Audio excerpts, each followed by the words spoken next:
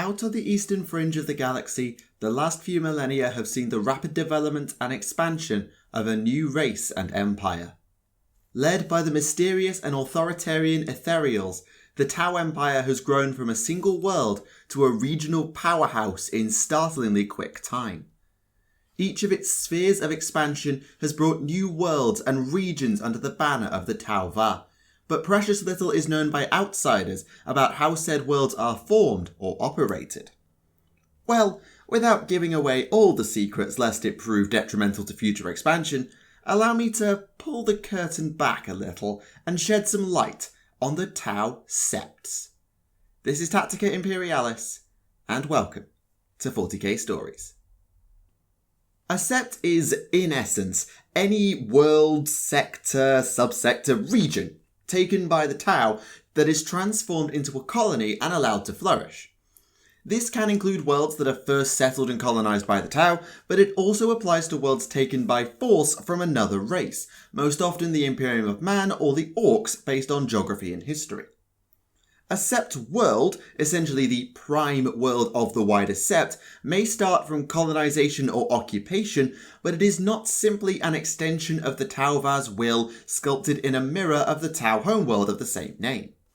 Instead, the casts of the new sept are able to shape it in their own way somewhat, making every sept unique from every other thanks to a range of factors including the colonizing or occupying sept, the dominant caste, and the world's own properties and priorities. Typically, however, whichever caste holds the most population and influence will be the deciding factor. The Ethereals do not technically count in this process typically despite their dominance over all, and so the fire, water, earth or air caste will most push their world in one direction or another.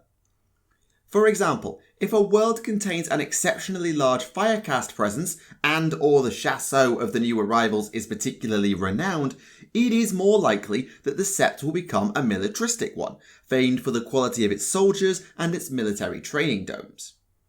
By contrast, septs where the technological earth caste hold most sway will tend in a scientific direction, home to laboratories and academic institutions aplenty.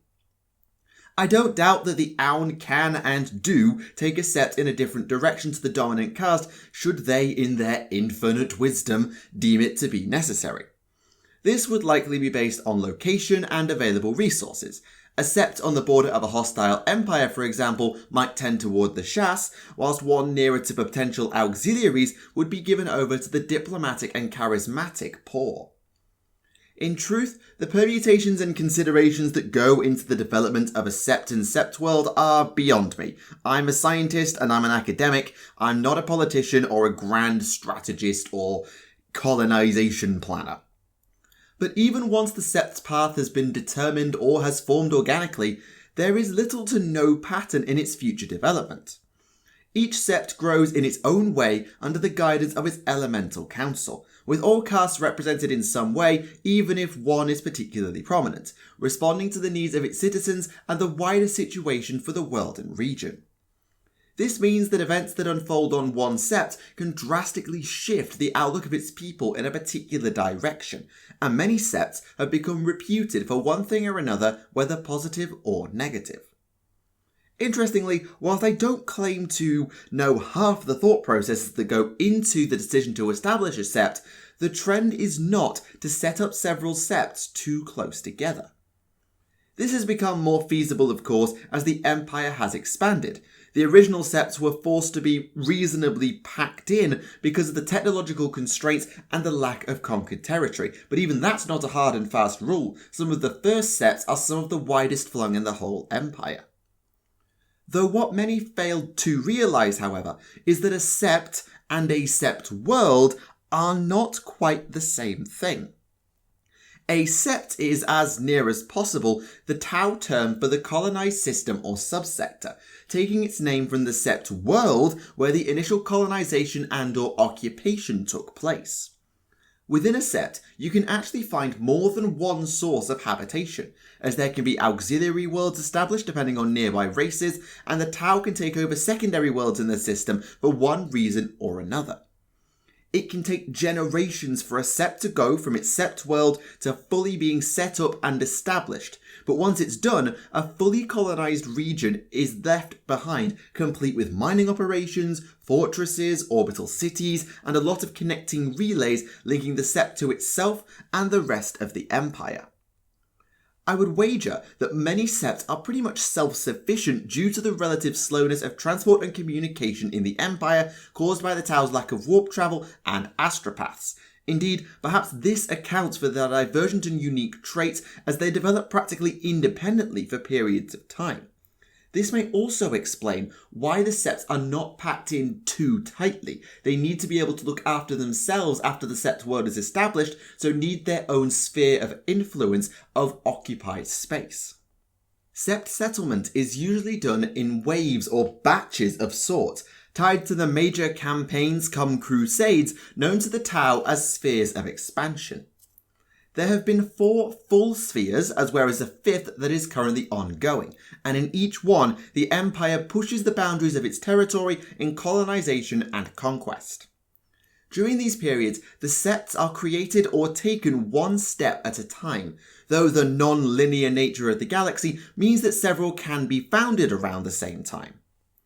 Especially in the case of conquered worlds, the Empire takes its time to consolidate what they've got before moving on to the next system or area, minimising the risk of rebellion from within and preventing an overzealous Chasseau or Aun from pushing too far, overextending their forces and getting cut off. Each sept is usually classified by the sphere of expansion it was created in. The older the sept or sphere, the greater the prestige for it and its inhabitants who bear its name as part of theirs. There are some septs whose foundation is undated, presumably taken by opportunism or as an expansion of a larger sept. This may mean that their foundation cannot be classified or credited according to the spheres of expansion in the same way. The only septs that definitively do not fall under this classification are the septs established by the armies of Oshova as part of the breakaway Farsight enclaves, Vior'la, Salash-Hay, Tenekla, and Lub Gral. This is actually not because they're separate from the Empire, though that is part of it too. The Farsight expedition that ended in the formation of the enclaves was not a sphere of expansion. It fell between the end of the second sphere, ended by the Damocles Gulf Crusade, and the beginning of the third with the reawakening of Oshasera. Now that we've got a better idea of what a sept is, let's explore a few, or actually there's not a huge amount, let's explore most of them.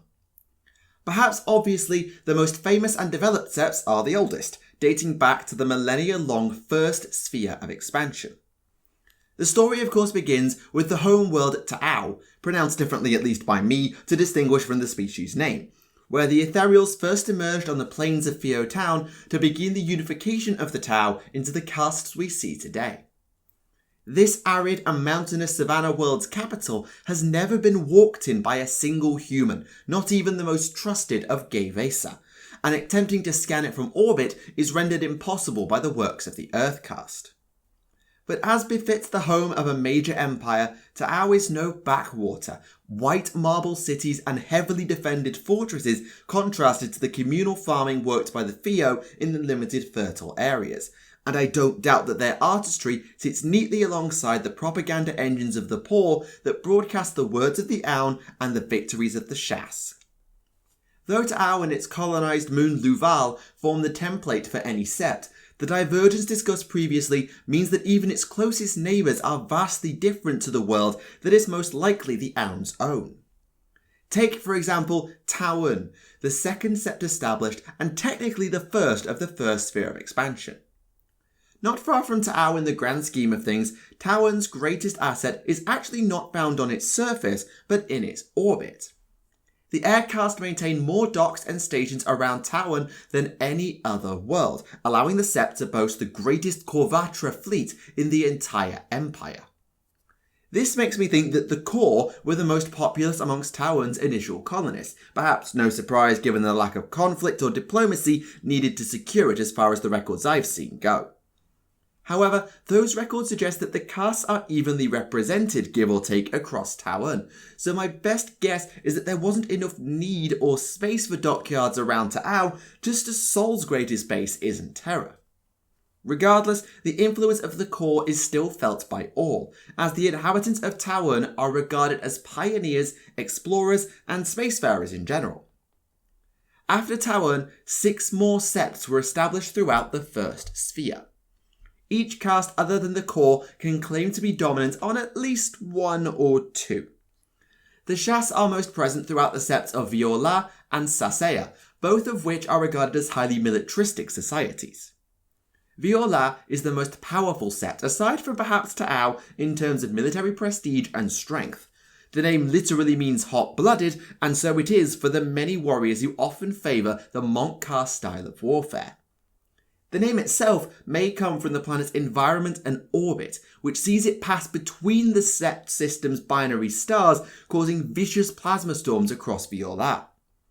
This phenomenon, known as the Trial by Fire, because apparently they couldn't come up with a name different to the Shas's promotion challenge, pretty much put paid to a Bagel invasion on its own with a little help from the Shas, since the cities of Vior'la are able to be encased in protective domes when required. And of course, Vior'la is the homeworld of O'Shova, regarded by many as the master of Mont Ka. Not that you'd know Farsight was Vior'lan by looking at the place. The last statue of him was destroyed by O'Shisera way back before the Third Sphere began. The other Shas-dominated Sept, Saseya, doesn't have the same reputation and prestige as Vior'la, but has one of the highest Shas populations as a percentage of the world's populace across the Empire. The Sept world is exceptionally warm and had to be cleared of hordes of predators before colonists could land. Perhaps therefore it is no surprise that the Shas are numerous and respected given their role in the Sept world's birth. However, Saseya is like Ta'un in several ways due to its pioneering and expansionist mindset even relative to the already expansionist Tau. It is believed that Saseya contributed more colonist fleets to the second sphere of expansion than any other Sept. This I do find a little strange though, given that none of the second sphere Septs neighbour Saseya. The second sphere was entirely launched to the south and east of Ta'au, while Saseya is to the north and pretty much surrounded by first sphere Septs. Still further to the north, however, is the Sept of Dal'yth, a Sept and world that bore the brunt of the Damocles Gulf Crusade. Though it is most known for its history in war, being the birthplace of Commander Buatide, and of course the site of heavy fighting with the Imperium, Dal'yth is not a fire caste world. Instead, the water caste are most famed on Dal'yth, allowing trade and diplomacy to flourish in its hexagonal cities dotted with propaganda outlets. Many species have established an embassy on the Sept world, perhaps suggesting that auxiliary relations are handled on Dal'yth rather than Ta'au. We know Septs of later spheres will transfer Xenos allies into the Empire for what I assume to be education crossed with indoctrination on the Tau Va, though that does fall out of Dal'yth's duties. Of course, the Sept lost most of its assets when it was run into by the Imperium during the Damocles Gulf Crusade, and even the Sept world itself was invaded and besieged for a time. But it took less than you might expect for things to return to a semblance of normal, and to look at Dal'yth today, I doubt you'd see any sign of the war anymore. The same is probably true of Bor'kan, an Earthcast-led Sept at the southwestern tip of the Empire even today. The Sept world itself was actually inherited from the Pok Troon, an auxiliary race wiped out after they met the Tau, though where it came from remains a mystery, and afterwards the Empire took it, colonised it, and made it their own Sept. In the Empire's hands, it has become home to both the most prestigious academic hubs and military training centres in the Empire, surprising in some ways given the Shas's prominence in Septs like Vior'la, but then the Earth are the academics, so it does make sense. It is Bor'kan that trains the brightest minds of the Empire and develops many of its greatest technologies, with the cadres of the Sept often sporting experimental or high-grade equipment compared to their peers. Even a Militarum Tempestus assassination raid and a Yihei invasion have done little to diminish the minds and power of Bor'kan. The latter of those invasions was apparently stopped with minimal losses on the Tau's side. Standing in polar opposition to Bor'kan is Dai Anoi, a world suffering heavy losses in repeated battles with the Beigel and somewhat behind technologically due to a period of extended isolation. A tidal locked orbit and the twin moons from which the Sept takes its name leaves the world in twilight, but with the neighbouring Vespid homeworld and the battle-hardened Shas, only a fool would underestimate Dianoi. The last of the first sphere Septs is Fal'Shia, neighbour to Bor'kan and the most southern Sept in the Empire. Though not as known for its academia as its neighbour, Fal'Shia is perhaps the superior inventor and innovator. The Shas of the Sept are more than willing to test out prototype kit despite knowing the risks and the potential malfunctions. The Sept also saw invasion from the Yihei, but its warriors are most famed for the multi-species Kaurava crusade, where the Theo made a moon habitable in days, but the Shas were believed defeated with the death of their ethereal.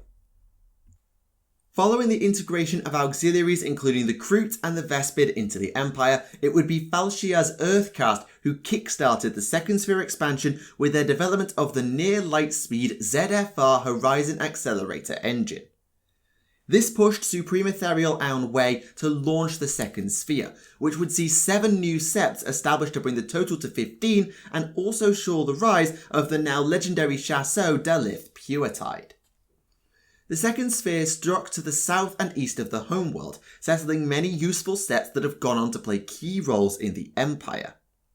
For example, the moons of El Sierre just to Tau's south are heavily mined for use in battlesuit construction, whilst its western neighbour Tolku is used as the primary education facility for auxiliaries and new arrivals to the Empire. And yes, this is the Aun and the Poor, so it's probably a euphemism for indoctrination. I may be enclaves, but I still get how the Tau'va works. The Sets of Cal Shan, despite its distrust and aggression that borders on xenophobia, is probably the most decorated of the Second Sphere when it comes to war, for it was the Sept that developed the 2 major changes to the XV-104 Riptide during the Third Sphere. Its Korvatra and Shas forces, however, took a heavy hit to their strength as the primary Sept attacked by the Yihei High Fleet Gorgon. Granted, it took the arrival of some out-of-time Imperial forces to help put down the fast-adapting Tyranids, a temporary truce between their Castellan and one of Cal Shan's Koro brokering a ceasefire to the Gala invasion.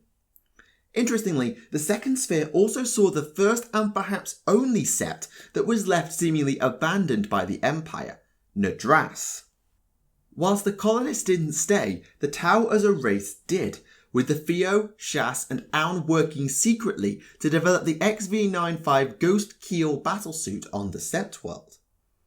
When the Second Sphere turned north, it ran into the Imperium after crossing the Damocles Gulf for the first time, leading to the Damocles Gulf Crusade and the invasion of Dal'yth we mentioned before. Once the dust had settled from that war and Oshova's expedition had been considered lost after the events of Arthas Moloch, it fell to Oshasera to lead the Third Sphere of expansion. Despite assembling the largest Korvatra in Tau history to that point, with colonization and military forces from every Sept, the number of Third Sphere Septs established seems phenomenally low. The records I have only account for 3, despite an entire sector falling into Empire hands, so I assume that many Septs were lost to Imperial reprisals or are still not developed to full Sept status from their initial worlds. The first Sept of the Third Sphere was Kisimien, a former Imperial world and system taken by stealth rather than war, with many of the inhabitants becoming Gevesa and presumably being moved to Tolku.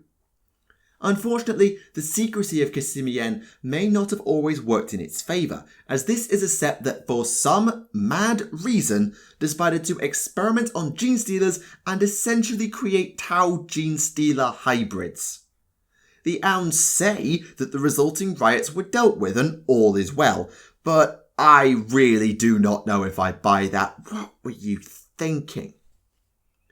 The most northerly Sept of the Third Sphere, indeed the entire Empire, is Phirios, its Sept world taken from the Beigel by Chasseur Kais and still plagued by heavy fighting across the Sept.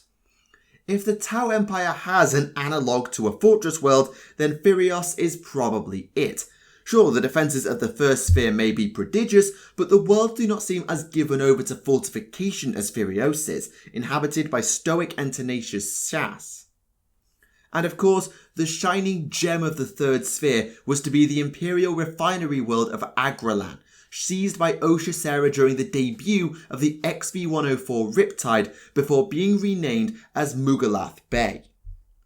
Known as the gateway to the Dovar system, Mugalath Bay had been intended by the Empire to be the true staging ground and launching point for the wider Third Sphere. But alas, the retribution of the Imperium came in the fires of Exterminatus and the burning of the Damocles Gulf, all but destroying the Sept world, though not the wider Sept. Unsurprisingly, any survivors or descendants of those who hail from Mugalath Bay have a hatred of the Gela, and I would wager that there are many from the ill-fated Fourth Sphere of Expansion who took that viewpoint and built on or ran with it with their own xenophobia. Speaking of the Fourth Sphere, we've discussed it and the Fifth Sphere at length in a previous log, but no Septs were established during the time spent between its arrival in the Regris and Nemyar Atoll and the reconnection with the Empire. It fell to Oshasera again with the Fifth Sphere of Expansion to drive the colonization and conquest of the region, building from the new Startide Nexus to set up new Septs. Though the Fifth Sphere is ongoing, having survived invasion from the Death Guard and now stuck in grinding wars in the wider Chalnath expanse, it is known that many worlds have been colonized, conquered, or integrated already. There are currently 3 Septs set up in an incomplete circle around the Startide Nexus: Fesan, Kortal, and Yovai. Fesan was the first Sept established, and so serves as the base of operations for the poor, as well as sporting several core Vatra shipyards to maintain the colonization and military efforts. The northern Sept world Kortal is by all measures uninhabitable, but the advanced shielding of the Theo allowed for it to be colonized anyway. In the perpetual darkness around the black hole of Kortal's system, drone ports harvest the event horizon for the mysterious dark matter. How colonized the world is beyond the essential Theo is unknown, but the wider Sept will undoubtedly play host to great industry and research since dark matter goes into nova reactors among other things. Finally, Yovai is a Sept world that even I or the other Earthcast cannot understand. It's a flat planetary disk as opposed to some form of sphere like every other solid planet ever. Nevertheless, the Shas have laid claim to the plains and valleys of Yovai for training purposes, and with the Sept being furthest from the Nexus and the front line of many wars, I would not be surprised if the whole Sept goes militaristic given enough time, since the Earthcast will probably get fed up trying to work out whether the place is terraformed, artificial, or just a freak of nature.